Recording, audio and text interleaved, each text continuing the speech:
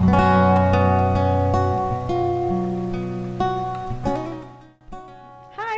my name is DeAnn Barrett. I am here with my daughter, Newman, and we are going to do some holiday baking. This is my farm, Belmont Farm. We raise sheep here. We also have ducks for duck eggs, although they haven't given us eggs yet. Right now, I am getting my eggs. They are free range from Hobby House Farm. They're beautiful, beautiful eggs. I love the colors. I'll just like to set them out. But I do like to use the free range eggs for that good color, and they're just so much better for you. We are going to make a Oreo cookies and cream cake with a little bit of a fall splash to it. So we are going to be using the Oreo brand that has the orange cream centers. And the cool thing with the Oreo cookie and cream cake, you can make about anything you want with it. They have so many Oreos out nowadays. You know, you could go with the mint, peanut butter, etc. You can be as creative as you want. It's a really simple recipe, but everybody loves it. It's really, really good. So we're going to get started. So we're going to make a basic yellow cake from scratch. And there is absolutely, positively nothing wrong with using a cake mix. I use them sometimes, depends on what I'm baking. But for this, we are going to do a cake from scratch. So we're going to start with 2 cups of granulated sugar. Lauren, if you'll hand me the sugar.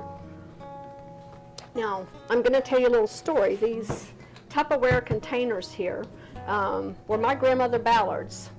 And when she passed away, I said I wanted these. These were one of the things that I wanted because she baked and we all loved her cakes. She always had cakes going on.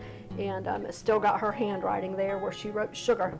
And I've had these probably for 15 years. And these are Tupperware. I think she got them sometime in the 70s. So we're going to put in 2 cups of granulated sugar.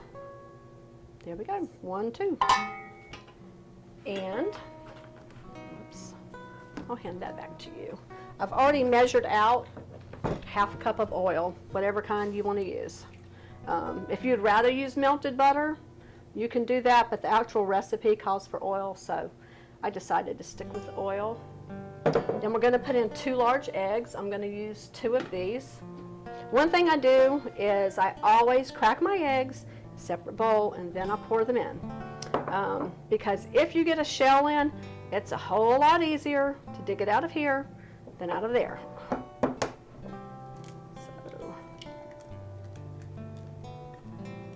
So, there's 1.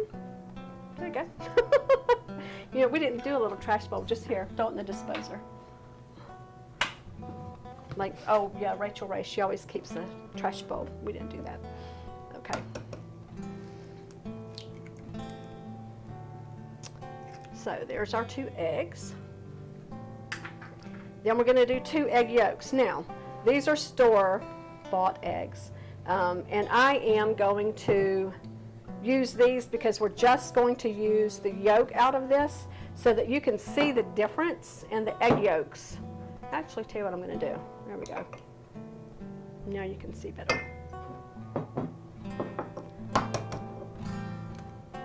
So,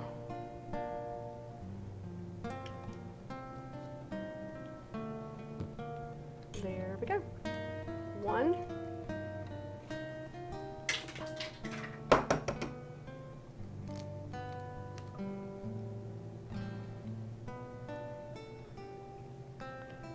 2. So if you can look at those, you can see how much that dark orange flavor color, but that comes from them eating grass. Even if someone says they have free range chickens, if those eggs are not a dark yellow, they're not free range. They're not getting, it only comes from eating the grass. Whatever. Save that for later. Egg yolk. Okay, so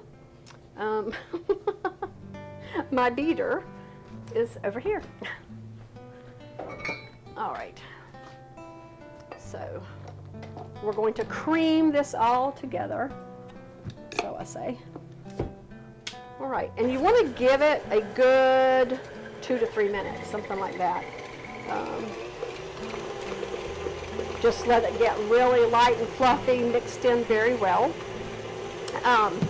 One thing I wanted to let y'all know about was this beautiful table I'm working with. Leanne Arthur at Rusty Nail built this table for me. This house that I use for my business was built in the late 1950s. And when they purchased this home, there was an old 2-story home standing here.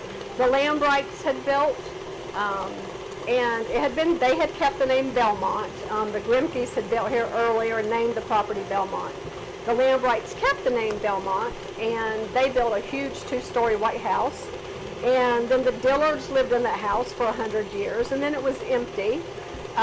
When the Workmans bought this property, they tore that house down. There had been a fire in it and some destruction. And they used the wood out of that house to build this house. Some of it's in the interior, but all of the heart of pine that's here and in the cabinets, all through the kitchen, is all out of that house. So my husband, whom I love dearly, when he bought this property, he knew no history of it, but he knew he hated that dark heart of pine. And in the living room and dining room, he ripped it all out. And we had it stored. Well, when we found out the history of it, we're of course, it becomes very special. So we got some of the wood, and I needed a table in here, and Leanne built me one, and just it is lovely. I absolutely love it. It's going to be great for doing all of this with. Okay, so we're going to stop that. We are going to add in sour cream. It's 1/4 cup of sour cream, and that's going to really help give us a lot of moisture in the cake, because if you've made homemade cakes from scratch, it's just hard. It's not like a cake that you get in a box, and that's what most of us are used to. But this one will be moist. It'll stay moist, but it's very dense. It's very dense. I'm gonna mix that in. Alrighty. Next we're going to put in baking powder, not baking soda. Baking powder. That's why I didn't put it in the little dish, because I did want to make sure you know it was baking powder, not soda. That could be a mess. Yes, it could. So, 3 teaspoons of the baking powder. And Lauren, I'm sorry, but while I'm doing this, would you crush the cookies? I have about 15 cookies. Show the pretty cookies, little. So I just crush these by hand. I like them kind of with big chunks, because if I'm eating it, I want to taste it. So, okay, there's our 3 teaspoons and 1 teaspoon of salt. And I know I do this different. That so many, they mix this in with the flour in a separate bowl, and then you mix it in. I don't. I never have, and I never will, because it comes out fine and it's a lot more work. So I'm going to go ahead and blend that in before I add my flour. Just give it a quick toss around. Okay. The flour, and this was my grandmother, so I don't even think they make Red Band anymore, but that's what she used. I actually use organic flour, and I use the organic flour, the Walmart brand. They just started making organic flour, and I really like it. It's very light. You don't have to sift flour anymore. It's already pre-sifted, but it does settle during shipping. So generally what I do is I take a whisk every single time that I'm going to measure it out, and I just stir it. I think of you every time I do flour. I always think about the whisk. Yeah. Or a fork if I don't have whisk. That's very sweet, very special. Thank you. Such a sweet memory to have of your mother, stirred flour. So I am going to take my measuring cup. I always level the flour. Cooking, like a casserole or something like that, you can make a mistake and you can add something or take something out or substitute. You can do a little bit of that in baking, but not a lot. It's just much more scientific in your ingredients. That's why, like professional baker, everything is weighed. They weigh it all. Have you finished crushing your cookies? I have. Oh. Halloween hands. Would you like to wash them? Go right Yes. ahead. So we're putting in 2.5 cups of flour. I put in a cup there. Let me move this out of the way a little bit here. Because we're also going to put in 1 1/4 cup of buttermilk.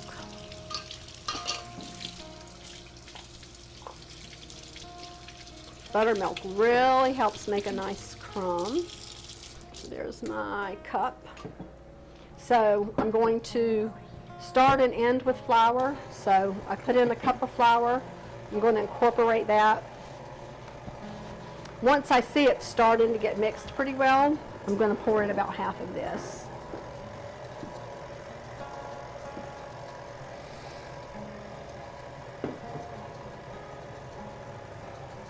And I'll use a spatula to scrape down the sides a little bit. This one is a KitchenAid mixer, which I love. But if you have a KitchenAid mixer, you do know that sometimes they're not really good about getting what's on the very bottom. So you have to watch that. I'm going to go ahead and put in my other cup of flour. And we're going to start blending that in. This is something else that I do that you will never hear anyone else say that they do. I very rarely add vanilla. Almond flavoring, yes, if it needs that flavor. But I have just found through the years, many years ago I was doing a recipe, I didn't have the vanilla to put in it, and so I made it without the vanilla, and you would never know it. Unless, it just doesn't add, to me, it doesn't add that much. If you have vanilla paste, it can add a little bit, but normally when I'm doing a recipe and it calls for vanilla, I don't put it in because it makes absolutely no difference in the flavor. Whoops, there goes my salt.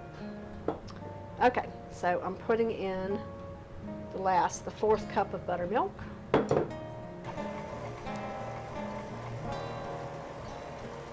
And then we're going to get that last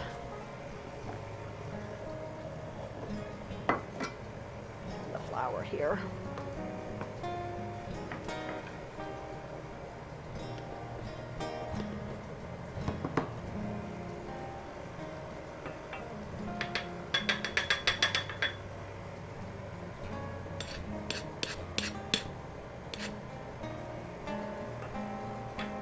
All right, so if you want to, let me give it a quick little, I'm going to do that and scrape down, and you can come and pour the cookie crumbs in. And it changes the color of the batter, that orange does, but it's kind of nice. Festive. Yes, well, it's and it doesn't, actually, I was really thinking Thanksgiving because it'll do you good all the way through Christmas. Move right in. Thank you, thank you. I've never seen anyone pour Oreos Great that well. pouring skills. That's on my resume. Absolutely, absolutely. I've had a lot of experience with Oreos, so. That is the truth. Get it from my mother. Just liar. She sent me a message last night and she said those Oreos or the Halloween Oreos are for the baking thing. Don't eat Don't them. eat them. Too late. Because I was like, I bought the last pack that they had in the store, so yeah, I was a little bit worried. Oh, and I used 15 Oreos is what I used to put in here. Basically what I do is I buy the pack of Oreos, and they're in 3 rows. I take 1 row, I put in the mix. The next row I put into the icing, and that middle row I will use to decorate the top. And then you usually have 5 or 6 left over, and I eat those. You did. Yes, I do. Sometimes. Actually, the last time I didn't. They sat there and I ended up trashing them. But that's really not bad. Okay, so we're going to get our pans ready. I'm going to move this stuff out of the way here. And what I do is I take... your brother's trying to, he's jealous. Should I answer for my scale. I always weigh my batter. And it doesn't have to be a fancy scale, or this is from Walmart. And it's actually kind of there we go. I have it where when I use my pan, I set it on, it'll go to 0. I love the Baker's Joy. If you want to grease and flour your pan, have at it. But yeah, I haven't done that in years. Unless I run out, but this is such a time saver. And I also have occasion when I am baking a lot of cakes and I'm in a hurry. I forget. And I'll start to pour the batter in, and then I'll realize. And then I have to take it back out. Okay, I actually did that today. But we were in a hurry today, so I'm going to look here. Usually it's about, if you're using a cake mix, it's usually about 1.1 ounce. If you've used cake mix for years, you'll know they used to be 18 ounces, and now they're like 15 ounces. So I have a remedy for that, but maybe if we do another episode, we'll do that and see. I'm going to leave this, let's see there. Let's go ahead and put the other one in. See, nice big cookie chunks in there to bite into. That's what I like.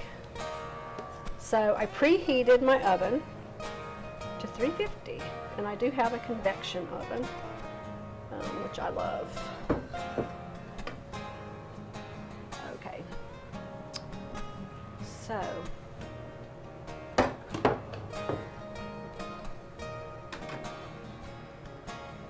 where's my little, did it go in here? Yeah, let me see that. I gotta dig a couple of ounces out of here. And I do this quite often. That's why I like to weigh it, because you can't always tell by sight, and then you end up with one cake layer that's twice as thick as the other. That's something I didn't know. Mm-hmm. Very true. All right, so let's see if that's better. Okay.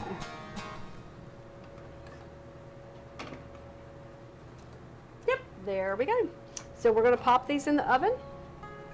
Like I said, it's preheated to 350. I have a pan on the bottom. I always do that just as a, make sure that bottom doesn't get too done. I'm going to set my timer because I am the world's worst to forget anything. So I'm going to set that for 20 minutes. And through the magic of, I baked that cake earlier today I was telling you about. I have one already prepared. So immediately when I take a cake out of the oven, I let it cool about 2 to 3 minutes. I dump it, I let it cool another 2 to 3 minutes. I wrap it and it goes in the freezer. I do that. I learned that trick from an older lady years ago. She was talking about pound cakes, and she said as soon as it comes out of the oven, wrap it and put it in the freezer. And I was like, I've never heard that. You always hear they sit it out and let it cool. So I tried it it works perfect. It makes any cake, it keeps that moisture in there. You don't lose, the moisture isn't all escaping as it cools off. So that's a great tip.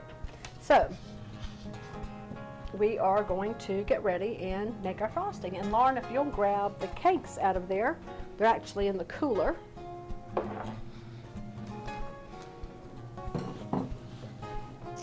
No, we don't need that. We're going to pop these and we're going to change out for powdered sugar. Just like magic. Look at that, ta-da! Just look at that. She had to get that in there, don't you know? Don't you know? Oh, well, it would be nice if I had a plate to put it on. That helps. Okay. So, here we go. So, actually, I lay these to cool on sheets, and then after they're cool, I cut the big sheet in half, and I just set it back in the pan to pop it in the freezer. Do you want to move the bowl so you can see? Oh, sure. Hold that for me. Yes. Well, we could, anyway. So what did I do with the, there it is. So as you can see, we've got the little hump there. I'm gonna shave some of that off, which is always, it's not a bad thing to have that.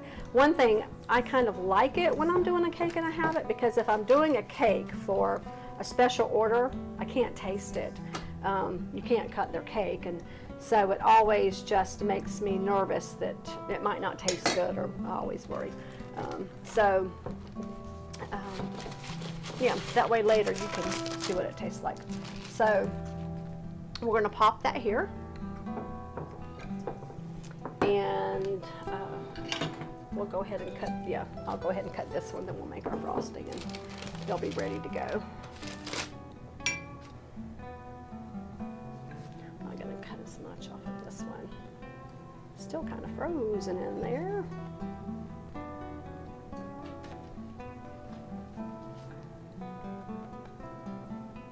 Okay, there's late night snack. I'll take this. Oh, I'm sure you will. Okay, so we're going to just set this back over there for a minute. Now, we're going to make our frosting. I made this frosting, and people ask, they love it, and they say, oh, can I please have the recipe? Is it a secret recipe? It is, but I'm going to share it with y'all, just special tonight. I use Hershey's Cocoa. So if you buy Hershey's Cocoa and you look on the back of the package, there's a recipe there for chocolate frosting. That's what I use, and it really is. It is really, really good. So I highly recommend that. I love it. Only thing I do different is I'll add a little pinch of salt. I like a little pinch of salt in frosting just to take away a little bit from that sweetness. So I've already put in one stick of butter, which is a half a cup. So you put that in there. And I'm going to need, you know what? I got my, well, yes, but I got my 1/3 cup measure dirty. Gotcha. Thank you, Lauren. Very well. So, and also while you're up, if you want to grab me some milk. We don't want buttermilk in here, but I forgot to get the milk out. Okay, so we've got our half a cup of butter, and we are going to put in 2/3 cups of cocoa as soon as Lauren gets our measuring cup ready. It has to be properly washed. Yeah, that is, yes, we don't want one. Here, I'll dry it on here. Thank you so much. We want a nice, clean, dry measuring cup. Yeah, there's a funny, not that, Lauren is, well, I'm scared while she's going through equipment to tell the story, but when she was small, she took dance, and she wasn't very good at it. She wasn't, it wasn't that she wasn't good at dance, she wasn't very coordinated. And she would fall a lot. And her grandma Parsons baked us a cake. And she had had a stroke, so she didn't get out of the car. She was just going to drive and bring the cake. And Laura said, "Mama, can I please go get it?" And I said, "Okay." And so I let her get it, and she comes across the yard. She's running, and kaboom, there she goes. cake and everybody. Yeah. But a few days ago, I successfully carried a cake from the She car to did. the building. Yes, she did. We talked about that story. We do, Belmont Farm is a nonprofit, and we try to benefit best we can. Thornwell Children's Home in Clinton, and I bake all of the birthday cakes for the children. So we were delivering 2 the other day, so she did have to carry one, and we talked about that. And, hey, she made it all the way in. We did it. Good job. Okay, we're going to put in our 2/3 cup of cocoa. That I just kind of shake to level. It's fine. More chocolate's not a bad thing. It goes over a little. And I normally really like to use, and it just depends on the person, the Hershey's Special Dark, but I just use the regular cocoa for today, but I really do like that dark chocolate. So now we've got our milk. I'm going to go ahead and... Where was the other one at? We've got want 2. it? Huh? Do you want it? No. It's in the drawer Say with your something to measuring the cups. camera. You need it. We wanted to see how you wash the dishes. Not as well as you. No, just kidding. Just kidding, really, on that one. Okay, there we go. So we were a little ill-prepared for a few things, but not horrible. Okay, so there we go. If you're doing this at home, you will have to wash your own dishes. Unless you have a nice child that's willing to help you out. Or a dishwasher. Or a dishwasher, yeah. I do not have a dishwasher, so when I'm over here baking, I do all the dishwashing on my own. Bill, honey, if you wanted to get me a dishwasher, everyone's watching. Nice one. I thought so. I appreciate it. Bill is my husband, who is very, very dear. He really is. I couldn't do the farm without him. We couldn't have the nonprofit if it wasn't. Most nonprofits, as you know, in most farms, unless someone is working to upkeep it, it doesn't happen. I'm going to go ahead and pour a little bit of this milk in here so that can start getting creamy.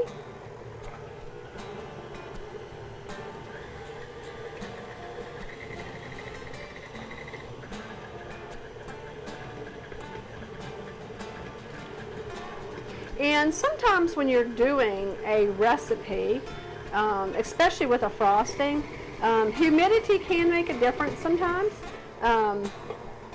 You know, the texture of your frosting too, you have to be really careful with powdered sugar. I started baking when I was 7th grade, somewhere around there, and so I really learned that with powdered sugar, the amount of water that you added, just a tiny bit could give you soup. So if you do have to add more liquid to it, you want to add it, not more than a tablespoon at a time. Okay, so we are going to, I don't always do this, but I do this kind of just because powdered sugar can get lumps in it. Put it over here. Do you do it with the milk? Maybe. It just depends if I need another little splash or not. But we're going to add 3 cups of powdered sugar. Now, turn the mixer off before you add the powdered sugar. I only know that because I may or may not have done it a few times. And this is already looking to me like it's going to need a little bit more milk, but we'll see. And there's 1. How about pour me just about, I'll just pour half a cup in. It's not going to hurt anything. And then we can pour back what I don't use. I can spoon it out. And I turn it off each time that I add.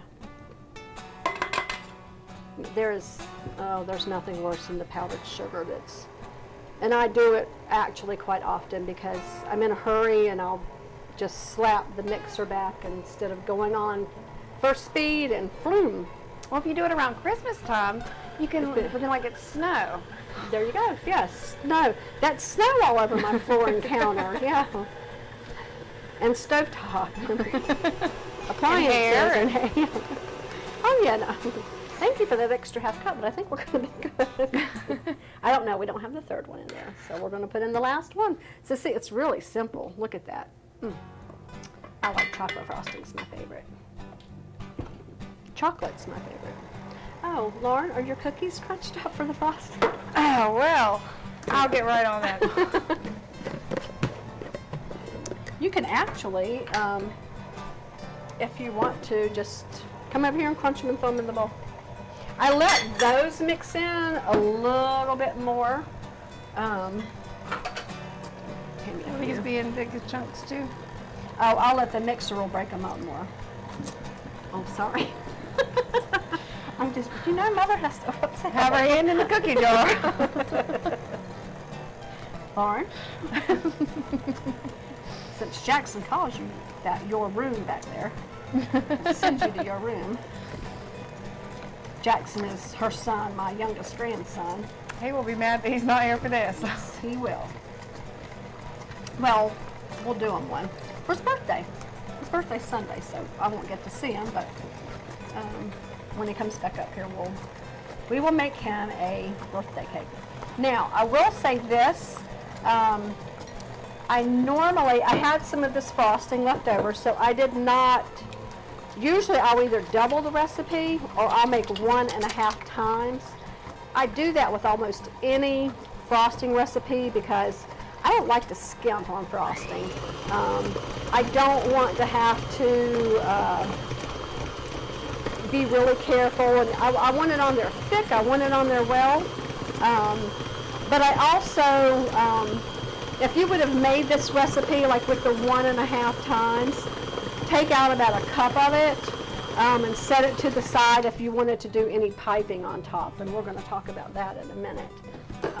So we will just move all of this over here, and we are going to frost.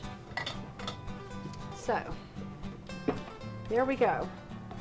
Now if you're doing the a buttercream, because you're making a just a cookies and cream instead of the fall cookies and cream. Actually, I did a fall cookies and cream with the white buttercream, but one of the girls at Thornwell had wanted the cookies and cream cake, but she wanted chocolate frosting on it, and it was so pretty, and just the brown with the orange on it just looked so much more like fall. And so that's why I thought we would do that one today. It looks fall, be perfect for anything that you got going on between now and Christmas.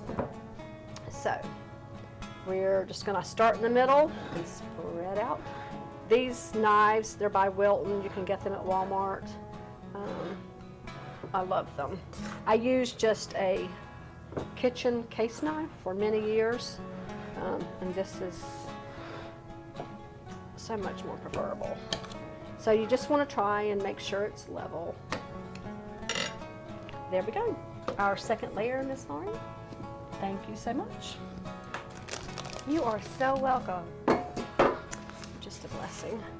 Really, you are. Okay, so we're going to set that on there, and I'm going to eyeball. I have to have it up where I can see it. I need to take a little more off right there. It's hard to do it. I need to have it sitting down. I should have waited, but you got me all confused and flustered. Where's your snack tray? Over here. I just tasted some. I can tell y'all it's great. You can lick the bowl. You can mix the frosting with that and make cake pops. There we go. Ooh, that's a good idea. So we're going to do our sides. Always do the sides first, and then I come back to the top. And this frosting is a little tricky to spread because it's got those cookie chunks in it. So you can't do any swirls, etc. But it's fine. By the time you get to the top and get the other on there, it's beautiful. Cover it all up with sprinkles. It's got little pumpkins in it too. I see that. I was trying to figure out what they were. The sticker was in my way. Here, more snack. Thanks. You're welcome. I love you. That's very good.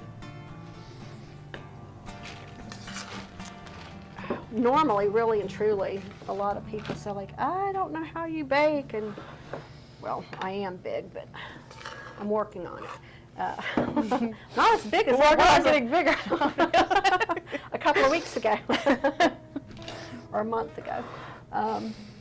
But really, the cakes and stuff, you know, when you do it and you're doing several, and you really don't want to eat it. It's just. I'm that way when I'm cooking. If I spend, you know, a good amount of time cooking, even if I'm not snacking on it while I'm cooking it. Are when you I not get snacking done- on it while you're cooking it? Not well. I mean, when I'm actually cooking, there's not really. Are you snacking on something else? Well, but by the time I get done and it's time to sit down and eat, I'm usually too tired to eat. Yes. And so we're just gonna, same thing, just spread this out, cover it up. And it's gonna be kind of lumpy, and that's fine. That's part of the cookies and cream cake. So It looks yummy. I'm gonna go around the sides one more time. See a little hole here. No frosting. I don't like no frosting. There we go. I'm not terribly concerned with where it's got a little bit of chocolate here on the side of the plate, because I'm going to cover that up. But normally, if for some reason I wasn't doing a trim, I will take a paper towel and just get it damp and get the tip of my thumb and go around and clean out whatever's on the edge. Okay, so there we go. And if I had took the extra cup of frosting, I would be getting that now, but I had some here. TV magic again. TV magic. So the tip that I use on here is a 1M, the Wilton tip, and you can use whatever tip you want. If you've never used these before, it is so simple. Like we did in home ec when we first started, we made a royal icing, which is made with Crisco and confectioner's sugar, and just make up a batch and buy a bag and buy tips and get in your kitchen and just sit.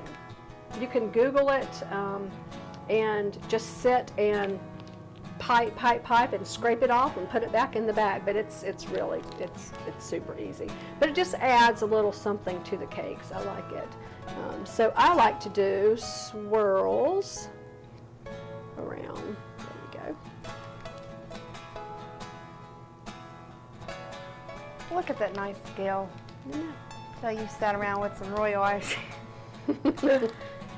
Oh, Mrs. Allen was my home ec teacher. We learned a lot in home ec. We had a great teacher. Learned to make butter in home ec because we were, you had like, I know y'all didn't have home ec like we did. Of course, I homeschooled them too. So, well, but you went to school some. And if you would have stayed, like you would have went through public school, you wouldn't have had home ec like we did. Just so you know. But there were like 4 kitchens, and maybe 5, and then there were about 4 of us girls in each kitchen, and so we were making whipped cream, and it got boring. We were having to stand there and wait for that mixer to mix that whipping cream, so we decided we were going to go visit the girls in the other kitchen, and we come back and we look at it, and it's this big clump and liquid all around it, and we were like, Miss Allen, what's wrong? And she came over and she looked at it and she said, girls, you made butter. So we just took the whipping cream over too far. Be like Cindy. Cindy. I know. You don't watch the Brady Bunch? Oh. No. Okay. That card shot. Ta and da. And sometimes I do, sometimes I don't. Today I'm going to. There we go. One in the middle. So now go around the edge. And you can do a shell. I just do stars.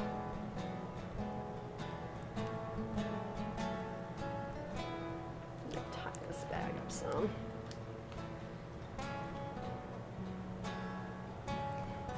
There it goes. Thank you.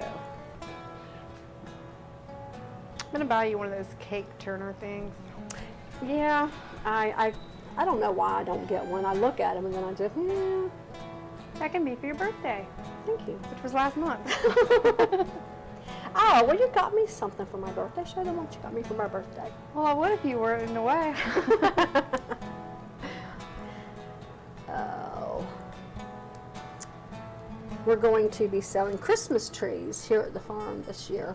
We're going up to get them in North Carolina on November the 19th and bring them back, and we'll stand them the 20th and start selling the 21st. Fresh cut Fraser firs. All right, now we can Okay, show go ahead. this here, this lovely bucket. It's Christmas tree farm. And if her mother would ever give her her birthday present, she would greatly appreciate it. My mother apparently has me some gift for my birthday that was in the beginning of September that I haven't received yet. She says she got me some. I don't know. It's yet to be seen. Okay, so we are, The fun part. yeah, the fun part. We're going to throw in cookies. You can do the cookies on every single section. I kind of like it better on every other section. If for some reason you would come out and it doesn't come out for you to, there we go. Oh, it is perfect. For some Would you reason, look at that? And look, I didn't know how many I was going to need. Beautiful. Ta and da. And we're going to take our sprinkles. Now, I do this over the sink because it's messy. So we are going to do our sprinkles over the sink because they fall. And you can do them on a pan, but I have about as much time getting them off the pan back in. I have used parchment paper, but there aren't that many spill. There we go. And I like to have a few on the sides, so I just take a few and go around and throw them, and they'll stick in nicely. But it's just a simple, it's an easy cake. If you have children, they'll love to help you with eating, and buy 2 packs of cookies. So you know they're going to eat some. So they can eat some, and y'all can bake together. It's actually a great way, that's why I like to cook with my children, to learn math and fractions with the measuring, and it's just a great bonding experience. It's a good time, and then you get to eat cake. So if you would like to order one, we'd be more than happy to help you with that. You can give me a call. It's area code 704-674-8107. Or you can go to Belmont Farm on Facebook and you can message me there. But yeah, we would love to help you. And thank y'all for coming by, and hopefully we'll see you again soon. Bye. Bye.